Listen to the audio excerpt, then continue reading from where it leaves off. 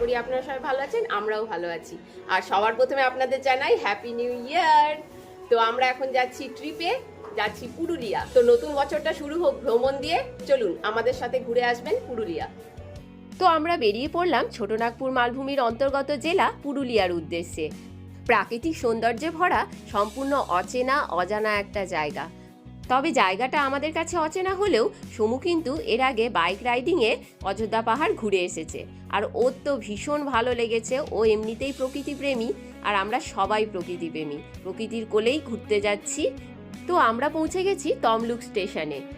আমরা ধরবো 10টা 9-এর আনন্দ বিহার এক্সপ্রেস।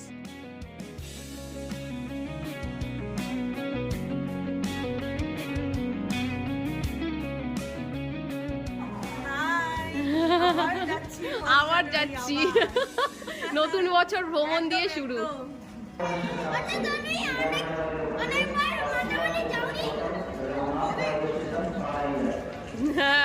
এই রুম্পা হাই করো, রুম্পা না থাকলে হয়। চলো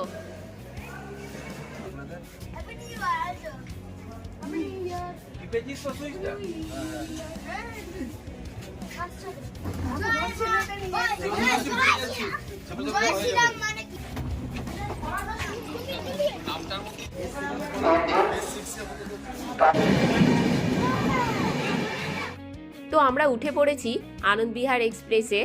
আর ট্রেনের জার্নি বরাবরই আমার কাছে ভীষণ আরামদায়ক এবং মজার। আর আপনি যদি গ্রুপে থাকেন তাহলে তো কিছু বলারই নেই, সময় যে কিভাবে কেটে যাবে জানতেই পারবেন না। প্রায় 6 ঘন্টা লাগবে পুরুলিয়া স্টেশন পৌঁছাতে, আর এই 6 ঘন্টা সময়টা আমরা বেশিরভাগই খাওয়া দাওয়া আর গল্প করেই কাটিয়ে দিলাম।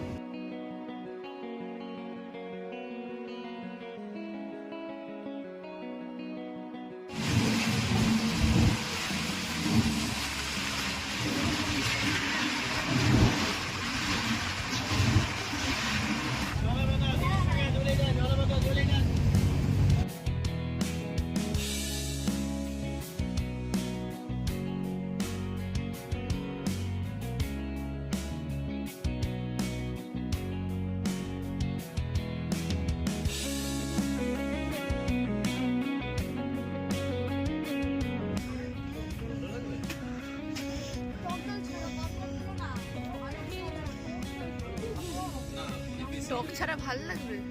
হ্যাঁ একটু।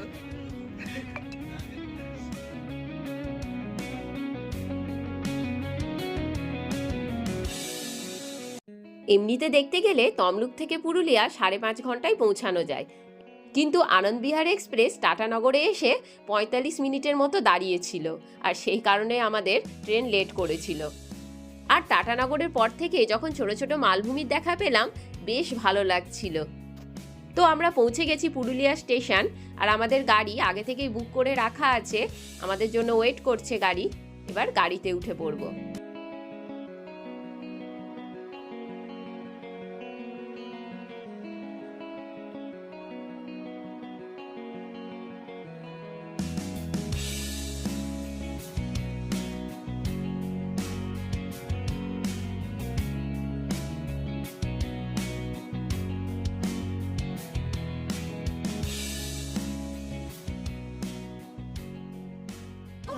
আমরা এখন যাব মাথা ফরেস্ট।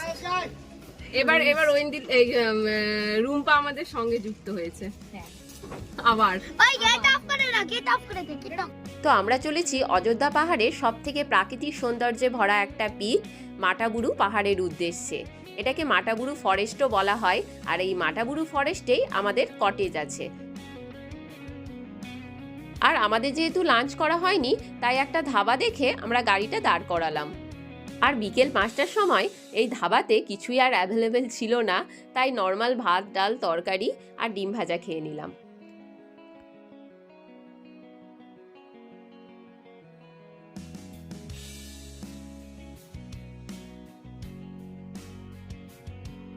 এবার খাওয়া দাওয়া সেরে ধাবা থেকেই আমরা রওনা দিলাম মাটাবুরু পাহাড়ের উদ্দেশ্যে। পৌঁছে গেছি মাটাবুরু ফরেস্ট, আর আমাদের রিসর্টের নাম হলো রাঙামাটি ইকো রিসর্ট। বেশ সুন্দর রিসর্টটা, একদম পাহাড়ের কোলে। এখন কিছুই দেখা যাচ্ছে না, সকালে উঠলে আপনাদের দেখাবো। তবে এই রিসর্টটা নতুন হচ্ছে, তাই বেশি কটেজ নেই, এই কয়েকটা মাত্রই কটেজ আছে।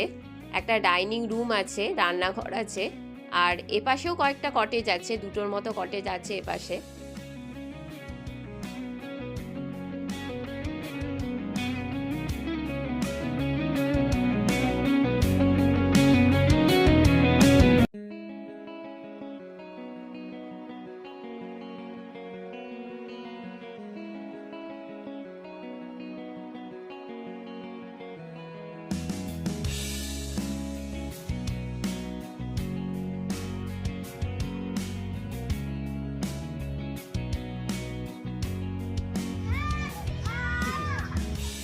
বাই বাই, রুমে ঢুকে পড়ো। রুমে ঢুকে পড়ো। চলুন লাগেজগুলো খুলে এলোমেলো হওয়ার আগে রুমটা আপনাদের একটু দেখিয়ে দিই। বেশ সুন্দর রুম, আর পাহাড়ের কোলে এরকম অফবিট জায়গায় এত সুন্দর রুম পাবো আমি আশা করিনি। একদম পরিষ্কার পরিচ্ছন্ন চারিদিক, খুব সুন্দর, আমার তো ভীষণ পছন্দ হয়েছে।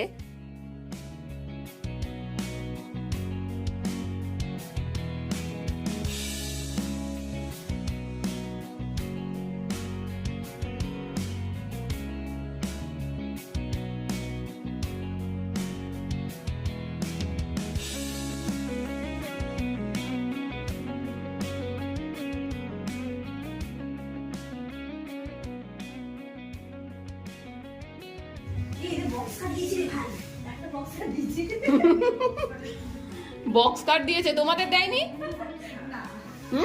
তোমাদের বক্স কাট দেয়?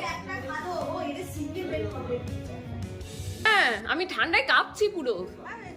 হ্যাঁ, তোমাদের ঠান্ডা লাগছে না? আরে বেশিক্ষণ বাইরে থাকলে তাই হবে, এটা জার্নি করে এসছো বলে কালকে ঠান্ডাটা কাল থেকে লাগবে। তাই না? ঘরে থাকলে তো আলাদা রকম ঠান্ডা। ওই তো রাতে তো রুটি, সবাই রুটি নাকি? রুটি রুটি রুটি ভালো, ভাত একবার খেয়ে নিয়েছি। বাড়িতে খেলে কি তুমি গরম গরম খেতে পারো। হ্যাঁ হ্যাঁ হ্যাঁ, তোমাকে গরম গরম ওখান থেকে আনতে আনতে পুরো বড় বড় হয়ে যাবে। চেঞ্জ করবে? হ্যাঁ হ্যাঁ, একটু তাহলে পরে পরে করে নাও 10 মিনিটের মধ্যে। আর রেস্ট করবো না, এই থোবড়া নিয়ে বসে যাবে। আর রেস্ট করতে গেলে তো হ্যাঁ হ্যাঁ। যেহেতু পাথুরে এলাকা, তাই দিনের থেকে রাতে ঠান্ডাটা বেশি। আর এত হাড়হিম করা ঠান্ডার মধ্যে একটু বনফায়ার না করলে ঠান্ডাটা ঠিক উপভোগ করা যাবে না। তাই আমরা ঠিক করলাম সামনে এই মাঠটাতেই বনফায়ার করব। আর সেই মতো ব্যবস্থাও করে দিল হোটেলের ছেলেরা, বেশ সুন্দরভাবে কাঠ টাট সাজিয়ে দিয়েছে। আর যখন বনফায়ার হচ্ছে আমরা ভাবছি বনফায়ারের আগুনে চিকেন রোস্ট করব। সঙ্গে কিছু স্টার্টারও অর্ডার করেছিলাম।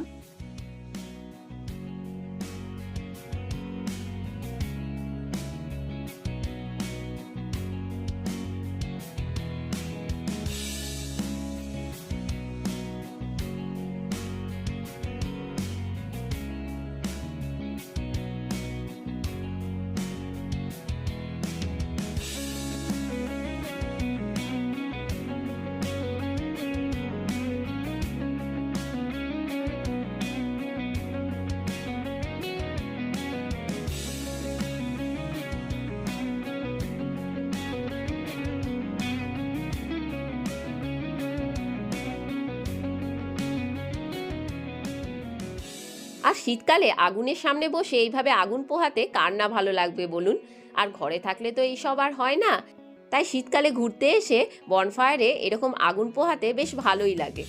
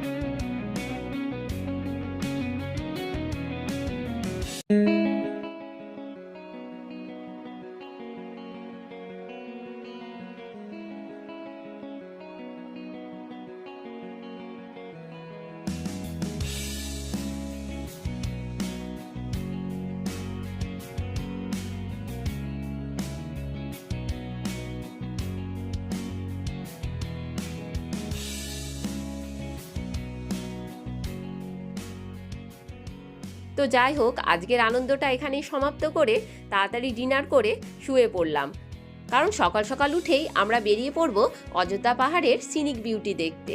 সঙ্গে থাকবে Bamni falls, upper dam, lower dam, আরও অনেক কিছু। তাই এর পরের ব্লগটা অবশ্যই দেখবেন। ততক্ষণ টাটা, বাই বাই, ভালো থাকবেন।